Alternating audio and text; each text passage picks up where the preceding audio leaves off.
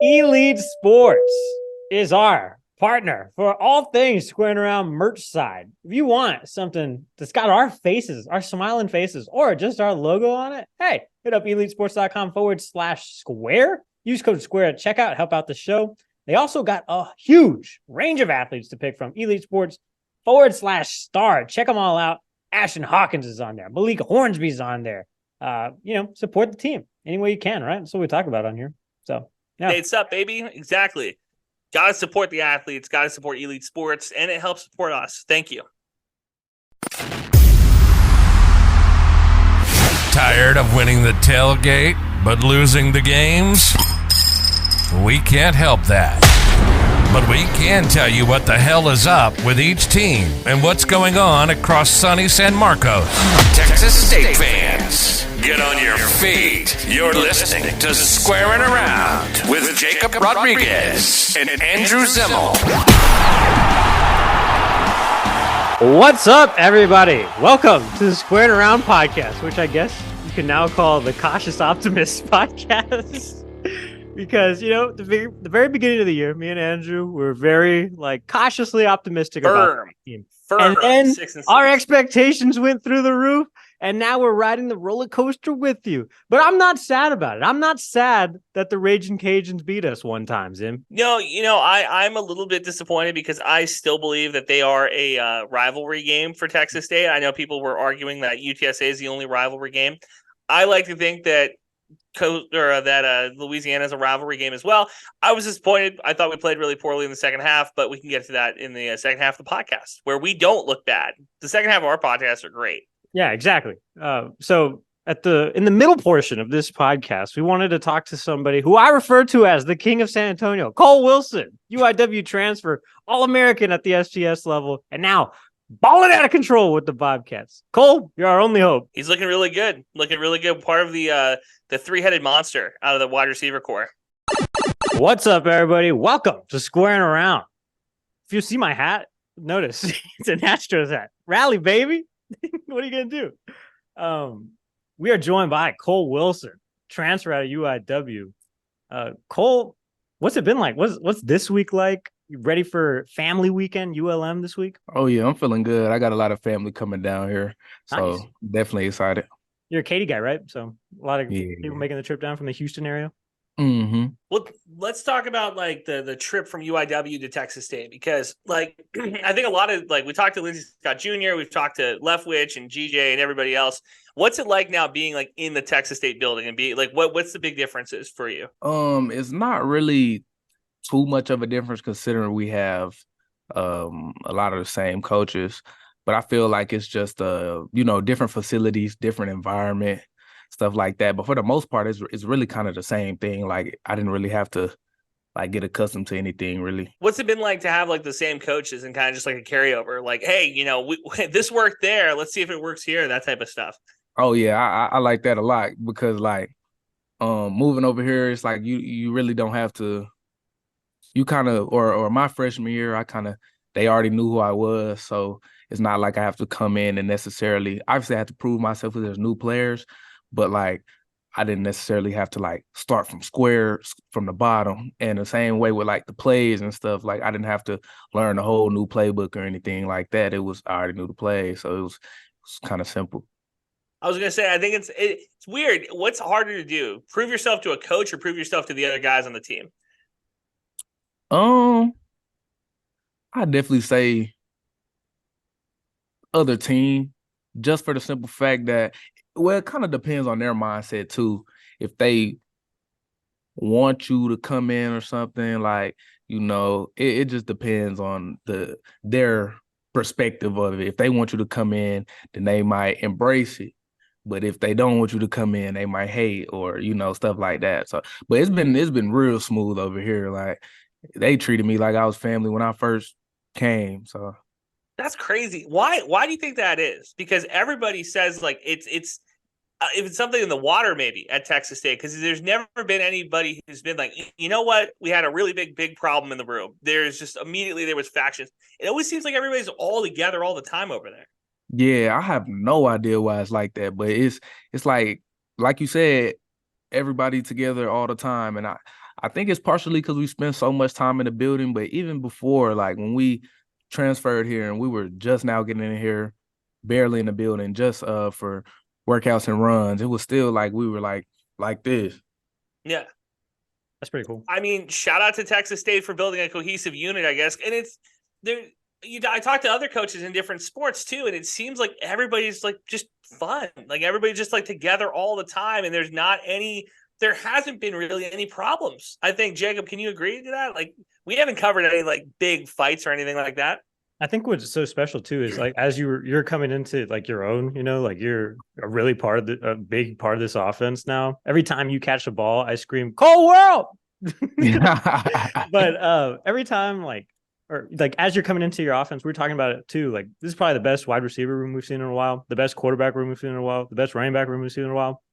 A lot of things are gelling together at the same time, and that's really cool to watch. So yeah, like what part in I guess like.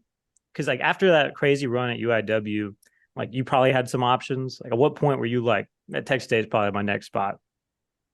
I mean, it was kind of like a no-brainer for me for the simple fact that, like what we talked about earlier, knowing all the coaches and not having to learn a new playbook and stuff like that. And then our coaches are like, you don't really find too many coaches like Coach Kenny, Coach Leftwich, Shoemaker, all of them. You don't, Coach Greg, even on the defensive side, like you don't find too many coaches like that who like, they handle their business and they keep it real with you all the time, but at the same time, they're younger and they you can relate to them. They have a lot of fun and stuff like that. So it's hard to find like genuine coaches like that. I was going to ask, what's the difference between having a coach like Kenny, whose favorite artist is Lil Baby, versus a coach that maybe is a little bit older, whose favorite artist might be like Bruce Springsteen? Like, what could you tell? There's like a difference there from just like from a player point of view. Yeah, it's definitely a difference. It's just more of a relate factor. Like they're way more relatable. Do you know any Bruce Springsteen? I don't even know who that is. The E Street Band. Come on, bro. All right, that's fine. Is he really a Lil Baby fan? Have you heard him like listening to Lil Baby, like where you're like, oh shit, okay? I haven't necessarily heard him listen to Lil Baby, but then again, I haven't heard him really listen to anything. But like even at UIW, it was always like Lil Baby or whatever playing on the speaker while we're practicing since I got there. So I assume like it's not just an act. Like I meant to ask this with Coach Kenny on, but I was looking at all like the Lil Baby albums, and they're just kind of like really bad album names, like Hard, Harder Than Hard, Harder Than Ever, Hardest of All Time. Like, what is this, man? Yeah, it's just like the Dripper Drum series from Gunna, but yeah, that's just what it is. It's hard. That's why it is. He put all his work into the music, not the title. True. Yeah, there you go. I guess that's good. And the album covers are all just him too, like sitting down on like just sitting there. Who's your favorite artist? That's a great question. I say overall Chris Brown. Ooh. But like I listen to so many genres and so many different types of music. Like it changes. I wouldn't have guessed that you were going to be like an R&B fan. Yeah, I love R&B. I listen to R&B, rap, country music, you name it, I listen to it. Besides rock and roll, I don't really listen to rock and roll like that. Heavy metal, shots fired at Bruce Springsteen. Not Bruce Springsteen, for sure. I was going to ask. That might be why I didn't know him. Yeah, there you go. Because you have one receiving touchdown. If you're a Chris Brown fan, you're going to hit some dance move celebration next time you get a touchdown? I don't know. I was actually thinking about what move am I gonna do next for if I score, but I can't really think anything. But we'll have to see. It might just have to be like a spontaneous thing. I saw Sam Latham hit the Karate Kid celebration. The crane thing. A lot of guys hit that in the last one. I like that. It was kind of sick. Trying to be a little unique. I want to think of something that no one's done. A backflip. I can actually do a backflip, but that's gonna be a flag. You got to keep it to like minimal. Well, okay. Here's the thing. ULM. We talked about it earlier. Jacob and I. This is a program historically who has not really put the best product on the field. So for having Family Day, I think this is a really good one because people are going to be in the stands. And if I was a betting man, I'd say Texas State probably has a good chance to win here. My point being, there's going to be a lot of touchdowns scored. Maybe you can risk a 15-yard penalty. At the end of the game, you're up by 3 scores. No, you think that wouldn't go over well? I mean, at the end of the game, maybe if we up by 3 scores, I don't necessarily think I want to be in the game. I think I might want to, but no, I get it. Nah, I'm not really a big penalty guy. I'm more of a follow the rules type of guy. I don't want to put anybody in any position to, lose any field position or lose their job. I mean, that's to the extreme, but you get where I'm going. I'm not really a big penalty type of guy. What a good answer. What a good answer that won't get you in trouble. Yeah, what else do you expect, man? He's trying to stay up there as far as targets go. What is the relationship with TJ and Hornsby and everything else with the quarterbacks? Oh yeah, it's a great relationship. So TJ and Malik, it's just like as soon as Malik came in the spring, like we all gelled together. And then as soon as TJ came, I want to say summer. I believe it was summer. Like July. Yeah, somewhere around there. But it was literally the same thing. Like everybody just gel, getting routes in on Saturdays and different stuff like that. It just helped build the camaraderie. And the chemistry. Do you have chemistry with both of them? Okay. Yeah, definitely with both of them. Because it's like at the different times that they came, you could get chemistry with both of them because Malik was here before, so we got a lot of chemistry with him. It wasn't like both at the same time. So then when Malik came, when TJ came, we got a lot of chemistry. So now we just had chemistry with both. Like the best of both worlds. Exactly. Yeah. Something I think Coach Kinney has credited to with the way that everything's kind of gelling is just everybody's desire to win. Like this team wants to win so bad. Can you talk about that? Like how did you just funneling and creating that expectation off the field? Like what is that like? And how do you create that? Yeah, definitely. They definitely had a desire and a drive to win. And I know for people like me and like Nash, for people who came from UIW, it was we're used to winning. And me, I never had a losing season in my life, so I'm definitely not coming to lose. And the people from Texas State, no one wants to lose, but you can tell they really had that drive. Like they want to go win. And once you have the players and the coaches who can really put you in that position to do that, then you really start to see the vision.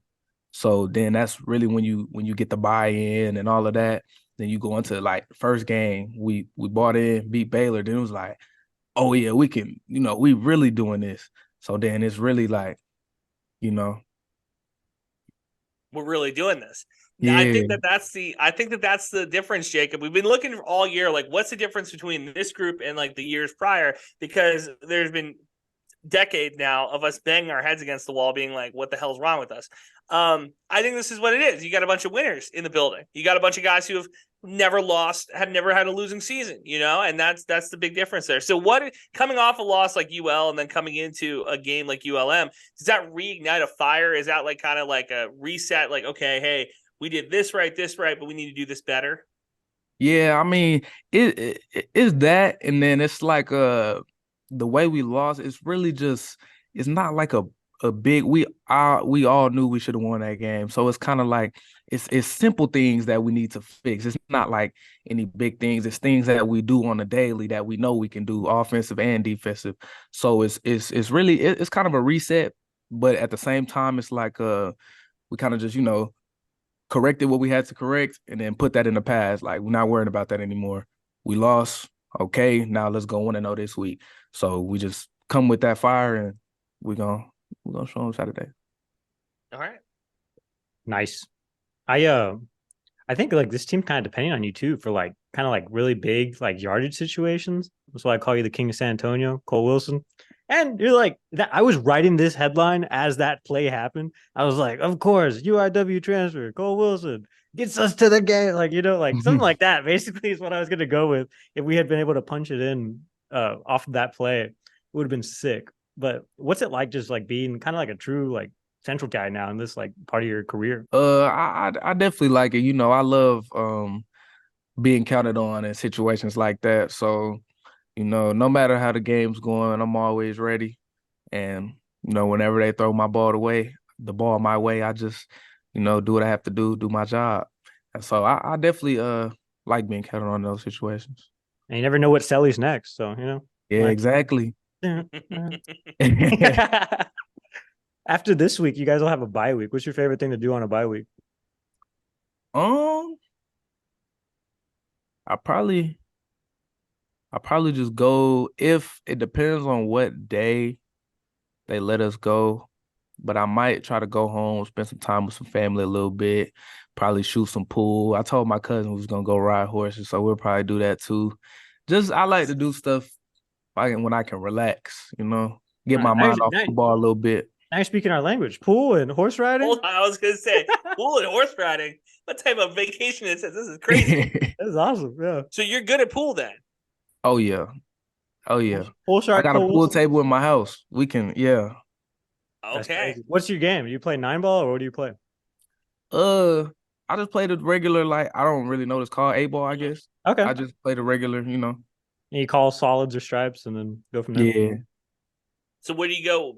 What's your go-to? Do you go solids or stripes? Some people have like the lucky call. Really. So the way we play is just whoever like hits the first ball in or whatever. So whichever ball goes in, it doesn't even matter to me, but we winning. And then horse riding, how'd you get into that? Really like I'm not really like a big horse rider, but like so I grew up in the Katy area, but like all of my family is from like the country. So it's like really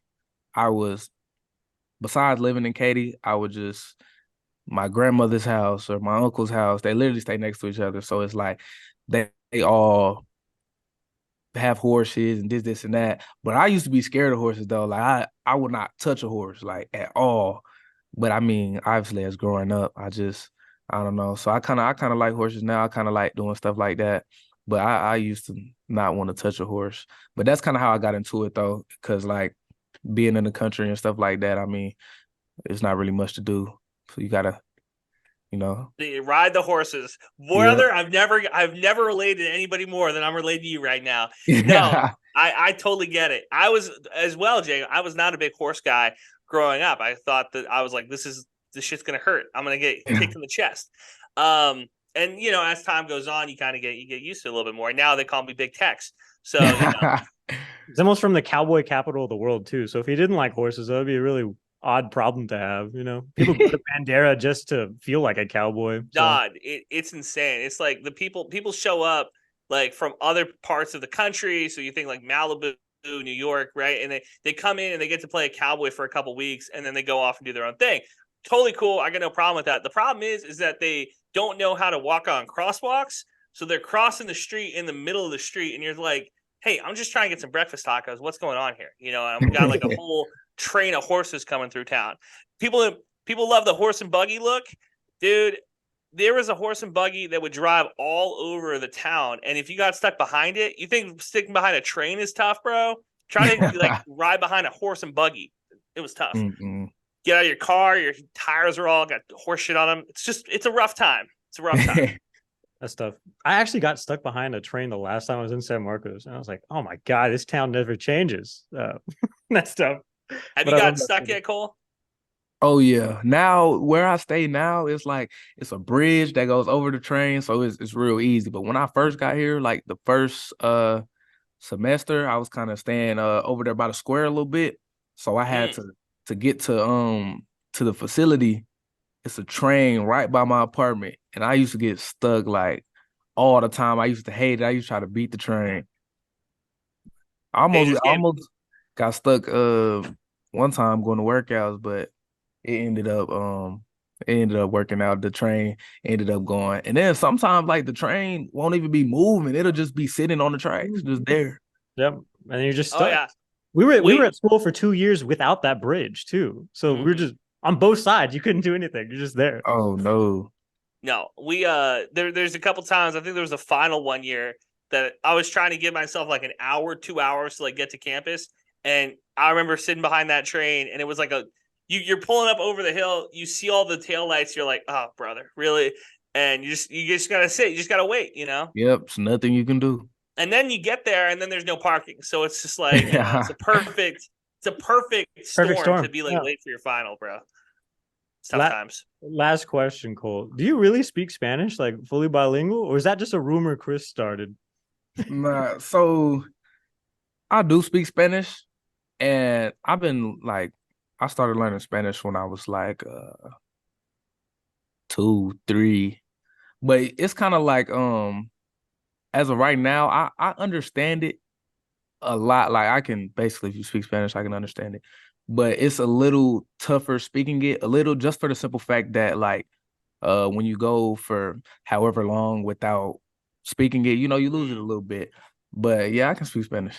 So Nice. if we went to Cabo, you're the tour guide? Yeah, I think I can handle that. We're in the Cabo San Lucas Bowl. Like, Kole Wilson, come here. We need you for us. Throw me right in the front. That's fire. I just have gotten comfortable enough to my Spanish to like volunteer for stuff at work, like to translate, because I'm a journalist, you know, so I just translate like sound bites and stuff for people. That's scary. You're like, oh, this person's kind of like life and stories in my hands. In other words, I don't have that problem. Nobody's ever come up to me and been like, hey, do you speak Spanish? Not once. Never. Andres Roberto Zimmel.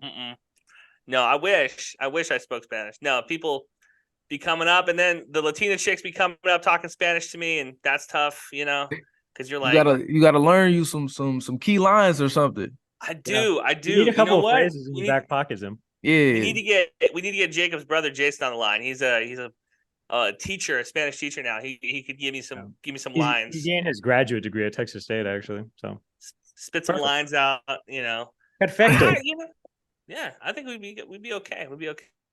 I got nothing else for you, Cole. Just keep doing what you're doing, man. You're making all of us really happy over here. This fan base. Yes, sir. I appreciate it. Whole world. Appreciate you joining us, Cole. Thank you. Squaring Around is also proud to be brought to you by Homefield Athletics. Homefield is your one-stop shop for everything college football. They got teams from all over the damn country. Not Texas State, though. So if you're a Minnesota Gopher fan, go on Homefield. Use code SQUARE at checkout for 15% off. And if you're a returning user, maybe you're just a Homefield addict, you can't get enough, 10% off your order from here on out. Use code SQUARE. My brother, his birthday is coming up, 21st birthday. He's a proud Fight Nagy. Use code SQUARE. Save a little bit of money. Thanks again to Cole for coming on. It's always great to have a former, I guess, All-American. Hopefully he gets back on that maybe all-conference wide receiver. You think he's on the short list for that now, Jacob? He's got to be. I mean, he's for sure in the top 3 as far as like targets go. It's just like, I think what would hold him back is just like the touchdown scored, you know, because he always gets those huge chunk plays, but he might not be the one taking it in. But he's kind of been like a safety net for TJ Finley. I honestly, if you were going to rank them 1 through 3, I think Hobart's 1, Cole's 2, and your guy Hawkins might be 3. Yeah, he might be 3. So, I mean, not a bad third choice, to be honest with you. I think this is one of the better wide receiver rooms Texas State has had. Speaking of Hawkins, let's talk about the Cajuns before we move on to talk ULM and, family weekend and all that type of stuff. Your boy, Jacob, you've been talking this kid up. You've been saying that this is your number 1 guy. You've been talking about how this is like the best receiver in the program. And when we needed him the most, like the Avatar, like Fauci, he vanished. So what happened? Give us your brain right when he fumbled the ball. I texted you that picture of my face, right? Like when we lost. Yes. In the manner in which we lost, I froze my face, and I just had my mouth open like this. I'll superimpose this picture for our viewers at home. But that was the face I made when that happened, because Kole Wilson having that fumble to end the, or not Kole Wilson, excuse me, Ashton Hawkins. Don't put that on my boy Wilson. Sorry, Cole. But Ashton Hawkins having that fumble to end the game was like the kiss of death for me with that Ashton Hawkins take. Do I still think Ashton Hawkins has the capacity to turn his game around in the next 6 games? Yeah, for sure. Absolutely. You talk about the postseason play. If he has a postseason touchdown that wins us a bowl game, aha, in your face. I told everybody. But Yet to be determined right now, too. I guess also, right, there was a lot of like kerfuffle about the wide receiver room in the beginning of the season. Like, who's the fastest guy on the team? Is it Malik? Is it Drew Donnelly? And at that point, we hadn't even really known what Drew Donnelly was besides the fastest white guy alive ever. Maybe, I don't know. White Lightning. Yeah, but even he really has been kind of ineffective. Like, does it matter if you're the fastest guy in the world if you don't get targets? I don't know. I mean, all good points. I will say this, that it's not one play that loses a game. It's a bunch of different plays. Texas State in the second half did not look good. The defense, for whatever reason, weren't on their P's and Q's in the second half. Louisiana, they got the win. It's one of those games where at the end of the season, Texas State hoists a trophy at a bowl game. Nobody cares. It does not matter. If Texas State ends up going 5-7, this is one of those games that you look back on and go, we should have had that one. So now in the moment, not the biggest deal in the world. But for me, again, I'm looking at 6-6, 3,000 feet. This is what we're going for. This is the goal. Win a bowl game, not nitpick every single game. That's where I'm at with it. This is what I'm on. I'm on my Fred Durst shit, as you can tell with my flannel. Down. It's just one of those days. You can't really think about the losses too much because I feel like they're not going to come that much. I hope. Yeah. And we say all the time, just you got to enjoy the season. You do not know what you're going to get next year. You don't know what you're going to get next week. So just enjoy the season as it goes. So yeah, no, this is good. I mean, let's take the taste of ULM out of our mouth, or ULL out of our mouth, and put in ULM, because this is a winnable game. This is already a game. If you saw any of the news coming out on Wednesday that they've already sold all of the parking tickets, there's no more spots to tailgate, which I thought that was funny because those always go super fast. Does not matter if Texas State's good or not; those spots are always gone. This is supposed to be a record crowd for a non-important game. Like, this isn't opening day. This isn't Houston coming to town. This isn't a top 25 team that's stopping by.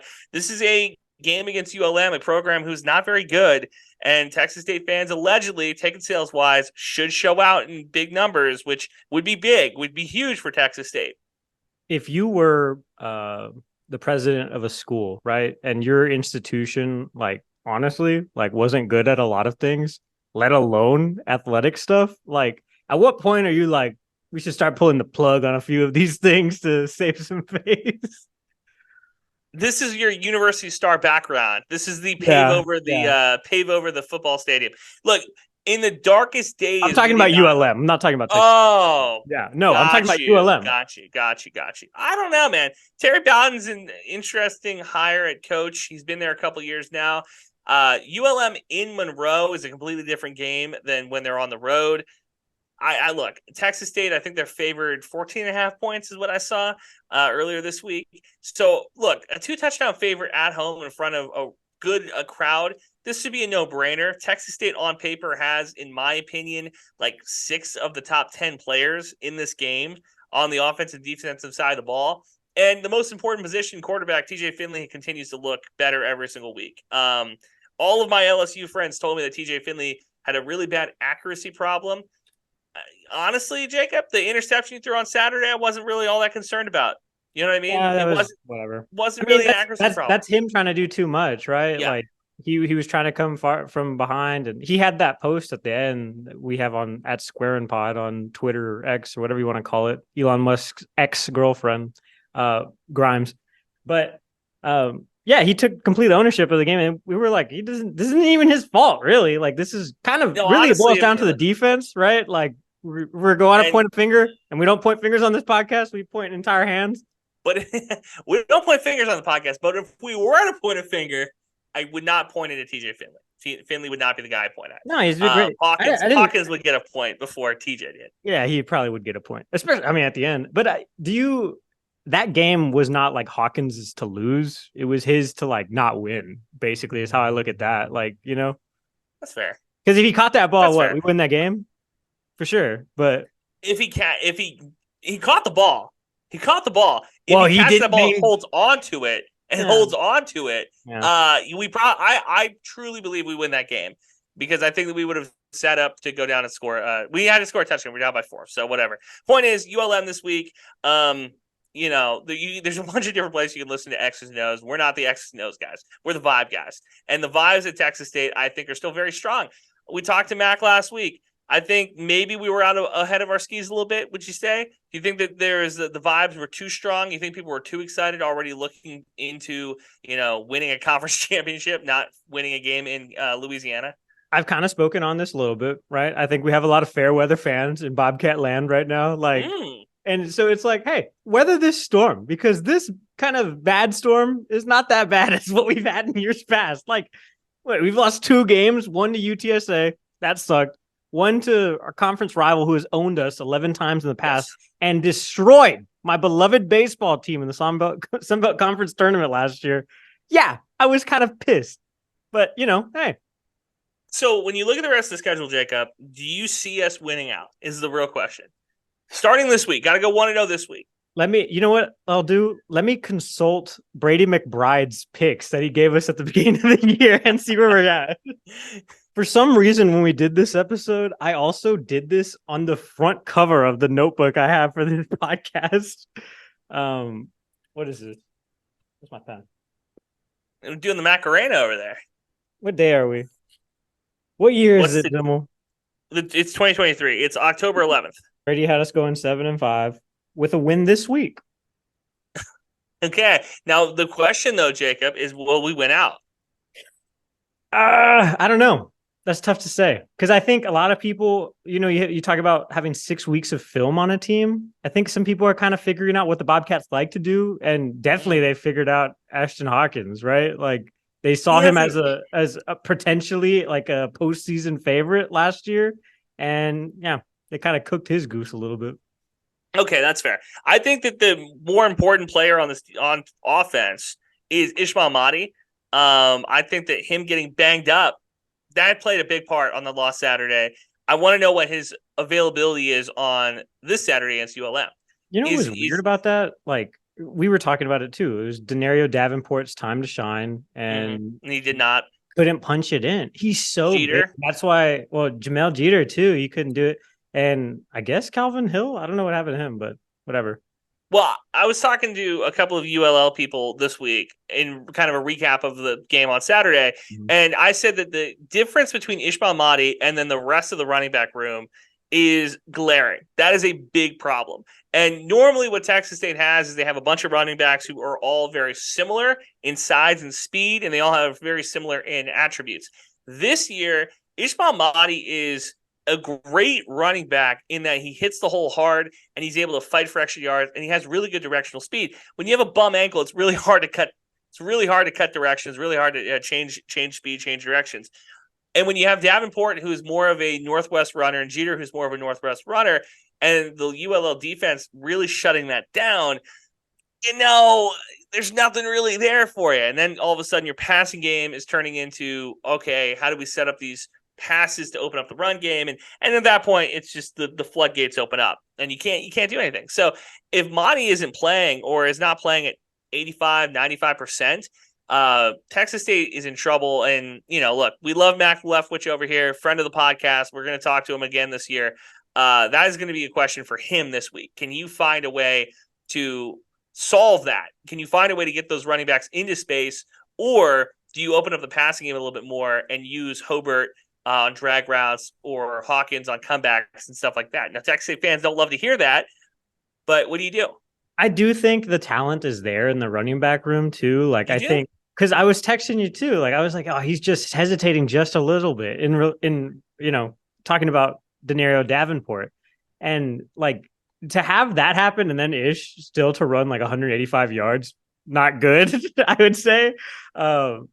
Also, I told you this too. I would not be surprised if Malik Hornsby would suit up or have some form of different running responsibility aside from QB sneaking all the time.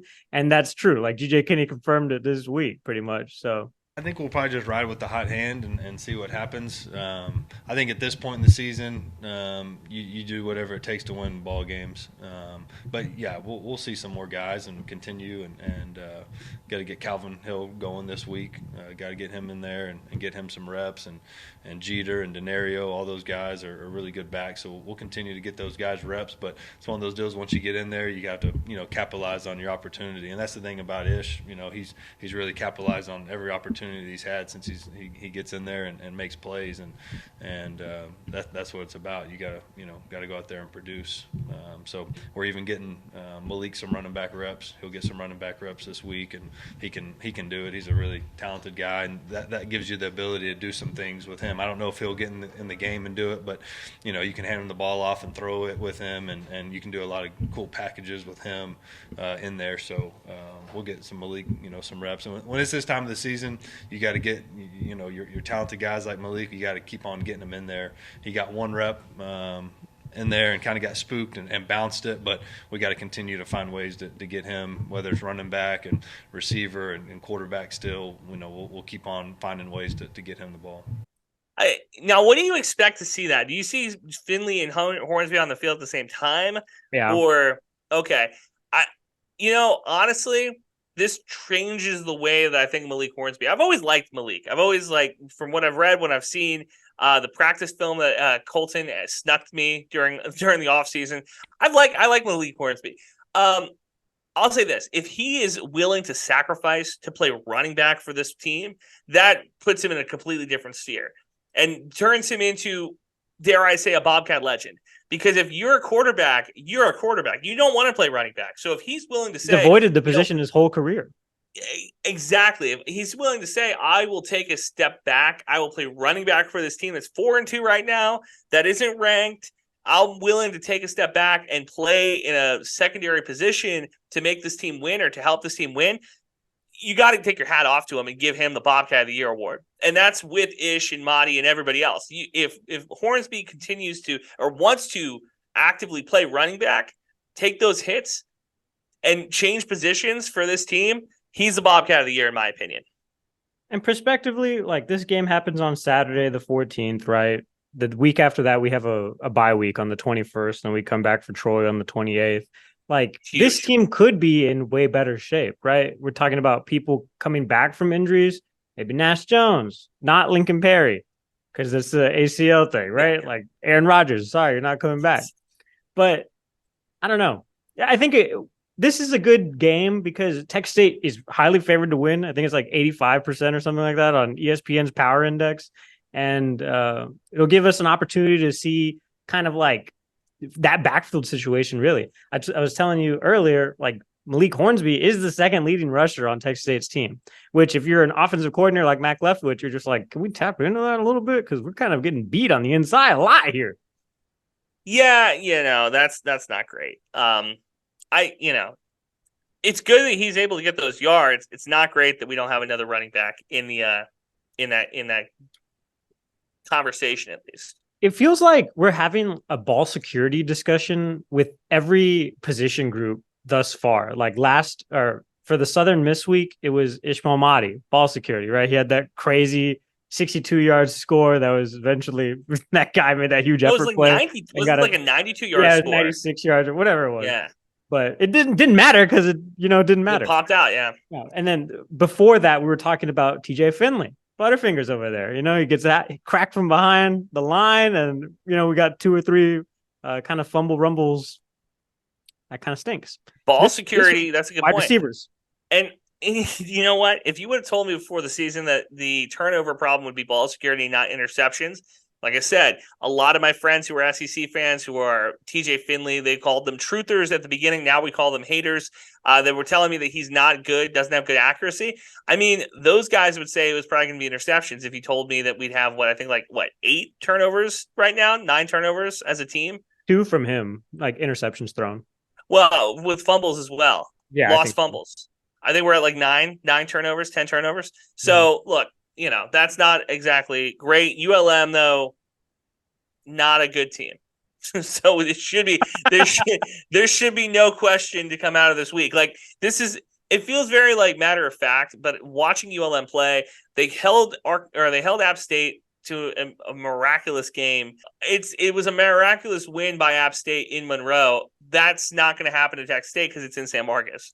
And Monroe Magic is real. I tell people this. It's a real weird place to play a football game. I don't think that's going to happen to Texas State this weekend. We got a lot of friends that are going to that game too, Jacob. I don't know if you're going to be there. I'll go to all the home games. Yep, I will be there. I'm getting like back into the swing of it. I don't know if you guys can tell, but I'm kind of like, I had 2 weeks off, so I was just kind of dicking around, and now I got to get back to fucking squaring around. Soul patch out. Yeah, that's a good look. Grow this part out right here. Grow the soul patch. Yeah, I don't think Alyssa would like that.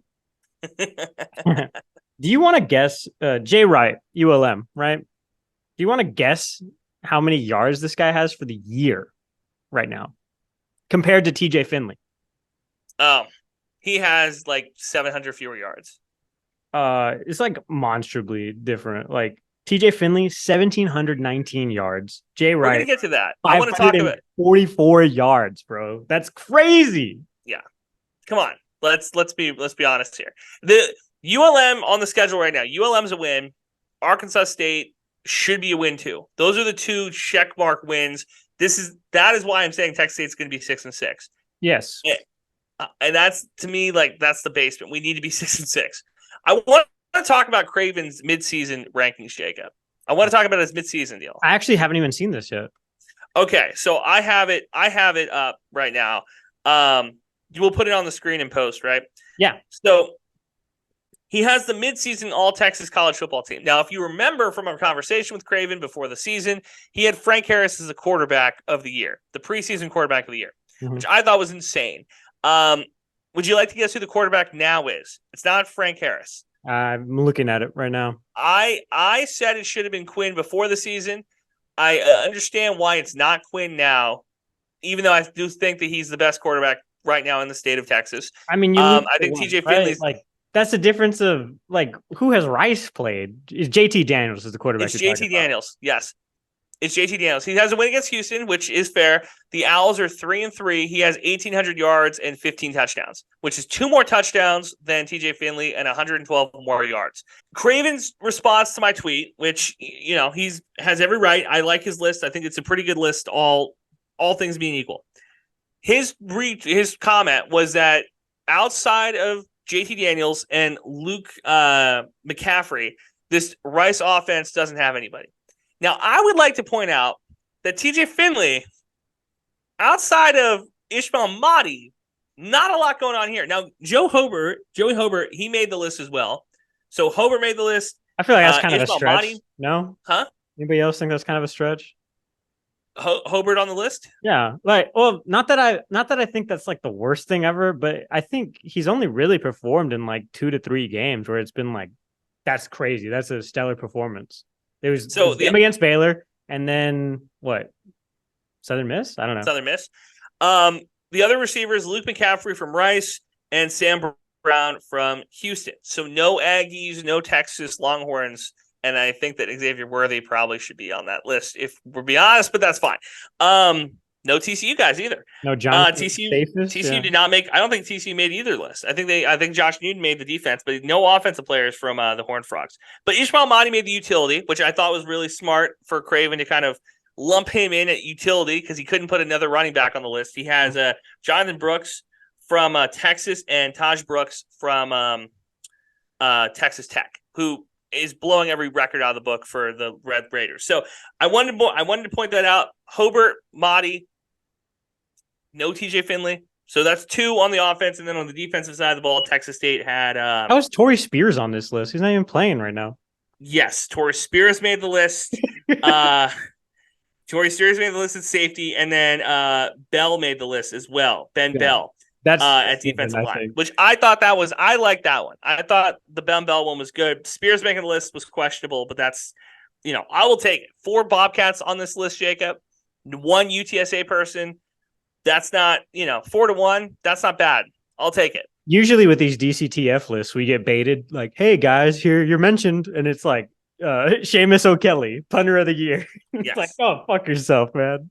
Yeah, no, but like I said, Craven is that I look at the list, dude, and I think this is the best list Craven has made. I think every list has gotten a little bit better. This is the one that I like the most. After the loss against Louisiana, he still had us ranked third in the power rankings, which I was like, all right, really? there you go. Wow, look at us. Yeah. So but you got to remember, so we were ranked third the week before, coming off the win against Southern Miss, behind Texas and A&M, and then that's why Texas and A&M both lost, and we lost. So it was like there's really nobody's moving up. Now, so if you went into a coma between this week and last week, same situation in college football. Situation. Yeah. So look, Texas giving up a last second touchdown to Oklahoma. They don't move down. Maybe a little bit of that Central Texas bias there, but that's just whatever. That's fine. This was A&M's year, and maybe it's because I edit the Aggie War Pod for Mike and Jay, but I had completely bought in that this was A&M's year to take one over the Aggies again. Max Johnson under center. Ooh, what do we have here? It's a home game against Alabama. Yeah. Nope. And then talk about the Cautious Optimistic podcast. I went 1-9 this week in fucking Pick'em because I'm having such a good time covering the Bobcats. I'm like, anything can happen. Anything is possible. Anything's possible. Anything's possible. Yeah, that's tough. No, I wanted to talk about the midseason rankings from Craven because I thought, every time Craven writes something, I'm like, you know what? We'll give him a little press on the pod. I think it's a good one. I think it's solid. DTF, the parent of the pod. He's so solid because he does include everybody's narrative in it, which is nice because sometimes we're forgotten over here. And if you're a smaller program in the state of Texas and you're getting your shine on, Craven's gonna see you eventually. Yeah. Sometimes it'll take creating a podcast to do it, but let me put this out there. So we talk about ULM. Mm-hmm. Their quarterback's not very good. Our defense needs to step up. There should be no reason that Texas State doesn't win this game by multiple touchdowns. TJ Finley, their defense is average. I think from what I remember, it wasn't no world beaters on that team. So Texas State, in a real possibility here, makes a bowl game. UTSA right now, Jakob, they might miss the bowl.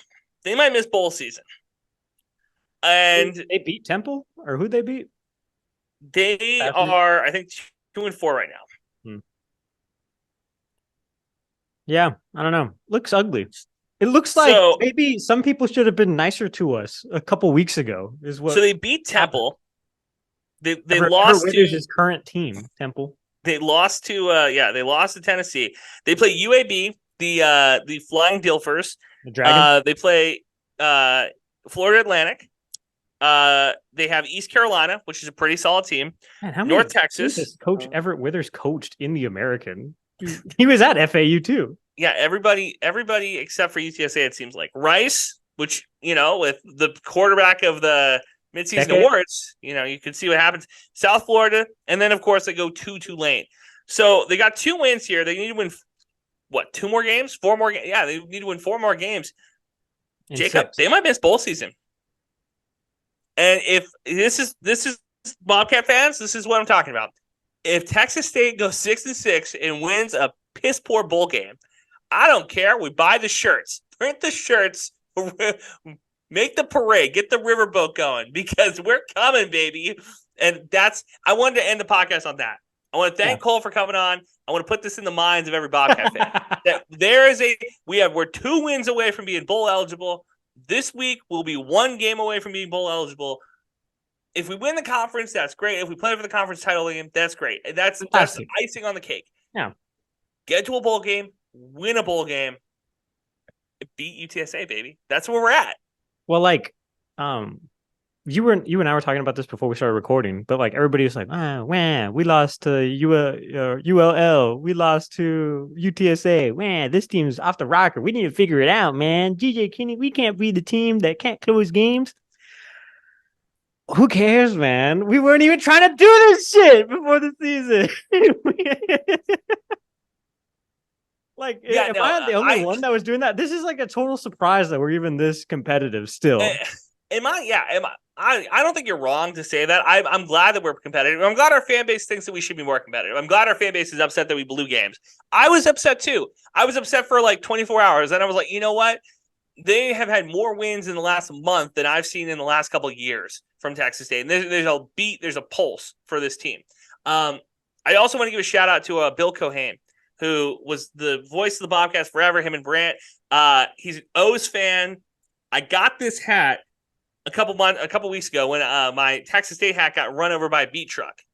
And I got the O's hat, the smiling bird, and I thought about it when I bought it. Swept, baby. Yeah, Texas did sweep. And I thought it was funny because it came in today. They were recording, it came in today. And I was like, well, perfect timing. They're out of the playoffs already. So I thought about Bill when I bought the hat. They're already counting down 8 games. Like we just need 8. We just need 8. Go. Yeah. Fuck yourselves, man. I hate the Rangers so much.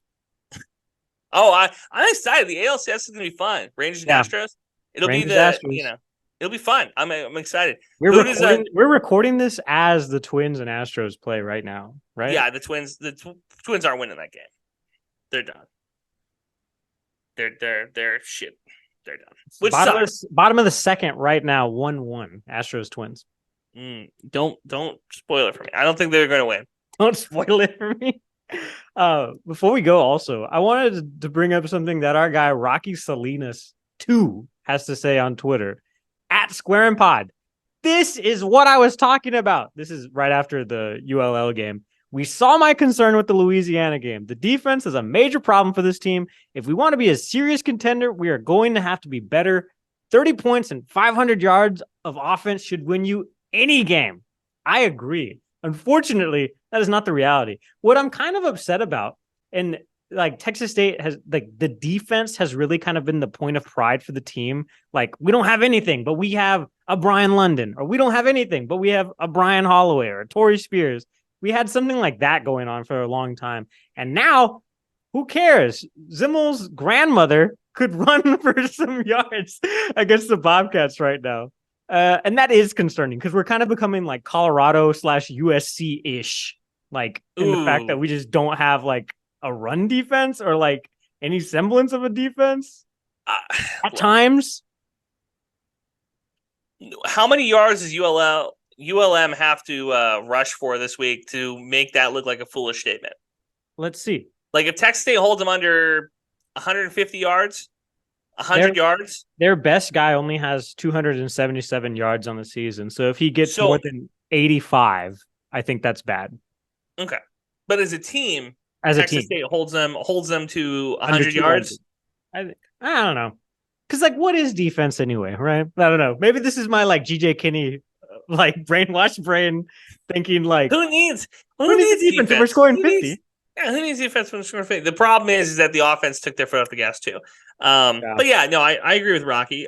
Tweet at us. You guys have done a really good job on Twitter, honestly, of supporting the pod, and I want to thank you guys for that because it is this is a community effort, you know. Yes, yeah, we're trying to beat the other Sunbelt pods. Now the Funbelt pod does a good job of tagging us in every tweet, and tweet at them. Analytics. Stop tagging us.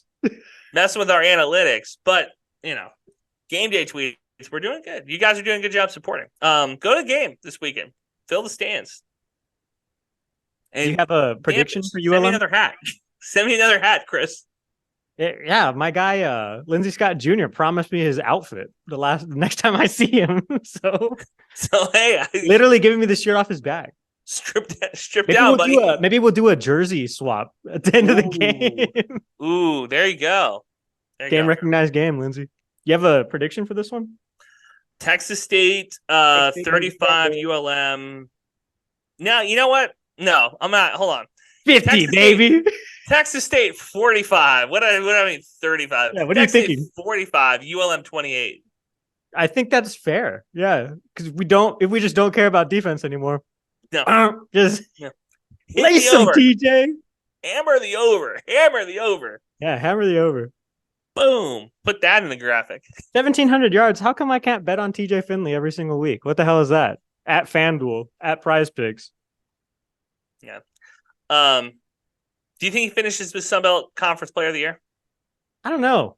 It's not going to be Grayson McCall, which everybody was like dick riding all the way to the end.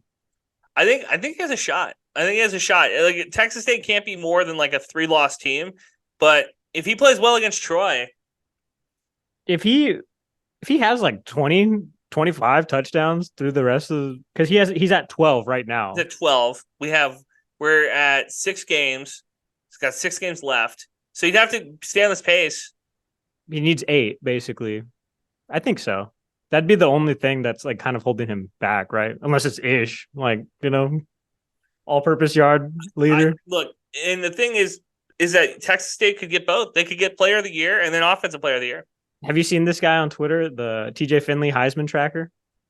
Yeah, he's got one for Ish too, and I'm like, brother, good luck. Like, you have to pretty much come out and have like 500 yards the first 3 weeks, like back to back to back. Yeah, well, not just that; it's like the off the field stuff too, right? Like, oh yeah, if you have any sort of noise behind you at the beginning of the season, you've basically pulled yourself down in any Heisman conversation, right? Like when TJ Finley came over here, everybody was like, who cares about this Auburn bounce back? Like he wasn't good at the SEC, blah, blah, blah, blah, blah. It wasn't until like week 3 that even we were like, TJ Finley's the guy. Well, hold on. Baylor, UTSA, Nevada. Yeah, I guess so. I guess week 3 is fair. Yeah. When we scored 70 on Jackson State. Because I think that was part of my 3 takes, like for DCTF too. Look, and at the end of the day, I mean, the postseason awards don't matter. Awards don't matter in general. You know what does matter? Banners, championships, bowl games, bowl wins. And we could do that. So that's what I care about. The thing I was most upset about last week is we had such a great podcast with Mac Leftwich, and then they lost, and I was like, oh, no. Damn it. It's a Super Cat offense. That's fine. Well, and I saw some people using the Super Cat offense, and I was like, TM? You're welcome. Yeah. That was a fucking Squarin' Around original, everybody. Yeah. Well, the people on the broad, and also, I don't like shitting on broadcasters because I am a broadcaster. They have families. Those guys last week were fucking awful. That was my just favorite. rough. I tweeted this actual quote from the broadcast, but he was talking about Denario Davenport being down. Denario like popped up real quick. But he was like, that guy was double cheeked up, ham cheek. It looked like a Thanksgiving dinner down there. I was like, what the hell are we talking about here? Those guys were rough. That was a rough hang. That was like if we got to call games in college. That's what we would have said. Dude, yeah, I mean, like... And I've never called a game before in my entire life. And the thing is this like, with Brant, he doesn't root for the Bobcats. Like, you can tell that Brant is very much... He's a constant professional. Just down the middle, just the facts, ma'am type of deal. And everybody else roots against Texas State, like actively is rooting on the downfall of the Bobcats. And it's like, why? We aren't any good. Let us have a win, know? What I appreciate about Brant's coverage is that regardless of the way that the game goes on the field, it's across the board, like with any sport that he covers, like he's prepared to talk about the game as it goes. So if like ULM got ahead of us this week, he would be prepared to talk about the best like 10 guys on ULM's team that's making that happen. Yeah. And vice versa, obviously, with Texas State because that's his team. But still, he's just a consummate professional. I'll say the Baylor game and then the 2 Texas State games have been the best. Look, the best games from a broadcasting standpoint.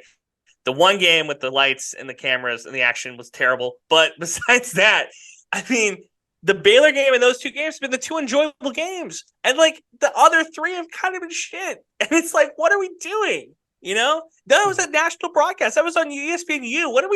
Why do we have 2 guys who are like rooting for the Cajuns on this game? Like, what's going on? Yeah, I think that happens with like all like the G5 schools, right? No, it doesn't. No, it doesn't. No, because I've tuned into some UTSA games when UTSA played Army on ESPNU, and that game was also kind of weird. I was like, how'd they get 2 Academy guys, first of all, to call this game? That's kind of strange. Well, so last night, App State and Coastal played. That game was down the middle. That game wasn't like, hey, we're going to all be on Coastal because it's a home game for him. I thought it was very much down the middle. I didn't think that there was like anybody rooting against App State. Or actually, correction, that was at App State. There was anybody rooting for App State. There's nobody rooting for Coastal. So, I mean, like, it bothered me. It's been irksome. You know what time it is? It's almost fall crossover season. So volleyball is getting ready to play their conference tournament. Soccer's getting ready to play their conference tournament. Men's basketball, women's basketball getting ready to have their media days, and baseball and softball already doing their fall scrimmages. All right, so let me give you a number because then we have to wrap up. Yes. Texas State fall athletics, postseason wins. That's bowl games. That's soccer games. That's volleyball matches. 4.5. Over under. Over. So you think that we win 5 between soccer, volleyball, and football? We win five games in the postseason? In postseason play. Yeah, for sure. Because soccer, I think we're sitting like kind of like midway. Okay. And so that means we're going to be seeded against like the shittiest team. And then we're going to have like, it'll be like Georgia State and then us. And so we'll be able to get that one win for sure. And whether or not we take it to the next level is one. Volleyball, we always get seeded in the damn Austin regional. No, I'm talking about Sun Belt Conference. Oh, you're just in Sun Belt play? Oh, yeah, easy. Volleyball, we're going to go all the way to the finals, and then we'll see what happens. Okay. Young team, they just lost to JMU and a couple other ones. But this is what I'm saying, because I think there's 3 games before we get to the NCAA tournament. Yeah. So if you think we win 1 soccer game and 3 volleyball games, that's 4. Well, so that means Texas State wins a bowl game. We're already talking about it, you know? All right. So I said it at 4.5, you take the over. Tweet that link. Put that clip out. Clip that shit. Put that out there. All right. There we go. We got anything else to talk about? No, I think we're good. This is different than our last loss podcast because it was against the Birds and, you know, we had a lot to get off our chest. This time it's like, ish happens. Get that? Yeah. I was trying to throw the bird up with like the Roadrunner thing and it just doesn't work. Do you see those Oklahoma guys that got the horns down, but it's the UT logo, but it just is the Longhorn staring at them like for the rest of their lives? Horns forever up. Yeah. Yeah. No, that's not the first time I've seen that. There's been some other. Why wouldn't they just get the hand sign like that? There's been, because then they went to school I guess like that. I guess you'd want it like that. Yeah. Because you could even have like yourself that. Like that, like on the field posing like that, you know. But they didn't. I don't know. You grew up in a Longhorn house, right? I would say yes. There's some pictures of me in Longhorn gear at home. There's no pictures of me in any sort of collegiate gear, period. Really? Oh, nope. That's crazy because it's like half of your fucking wardrobe now. Yeah, no, well, because I'm a college football fan. Like, I fucking love college football. No, I know, but like I'm saying, preceding this, you know, like for you to not grow up it's. Like that. I was a pro, either a Longhorn or Aggie stuff. No, you got to remember, neither of my parents are from Texas, so my dad just rooted for whatever Texas team was playing at out-of-state school. So he was just CIA. Yeah, my mom works for the CIA, so she was rooting for America over everything. She was just an Olympic fan. It was just like, okay, if Baylor's playing Nebraska, you root for Baylor. If Texas Tech is playing Colorado, you root for Texas Tech, right? So I never grew up with any of that stuff. So I'm coming from a point of I think that the horns down is the weirdest thing in the world. Because why is it rent free? Why is your opponent's hand sign forever in your brain? And I'm not a Longhorn fan. I'm just coming that's weird. Oh, that's a weird thing to wins the SEC next year? I don't know. UT? No, OU. No, I think so. No, I do not. Georgia. It'll be 2024. It'll be Auburn. They're due. It's every 5 years they win the SEC. Yeah. So go on a black horse there. Go. Fucking Mizzou, bro. That was another game I was cautiously optimistic about. I was like, Tigers are cooked. They're done. Season's over. No, that was a mistake. LSU, low key. They're playing up. They're playing spoiler. Yeah, I thought after that FSU comeback win that me and freaking Coach Johnson were talking about, I thought that was it. Would you rather have UTSA miss a bowl game, or would you rather have UTSA make a bowl game and play Texas State? I don't know, because if they won that over us, God, it would be miserable. So scared money don't make money. That's true, but I don't know. Maybe I just am scared. Been burned too many times in the past. If we go to a bowl game, I want a clean path to victory. I want to be playing those teams that we were complaining about playing in basketball, like the School of the Blind. I want to play one of those. I want to play like who would we want to play? I don't know. I'm so scared of calling out a team. ITT Technical College. Come at us. I'm so scared of calling out a team and then having them beat us. That's what I would be worried about. University of Phoenix Online. Get at me. Western Michigan. ECU. Bowling Green. That's scary.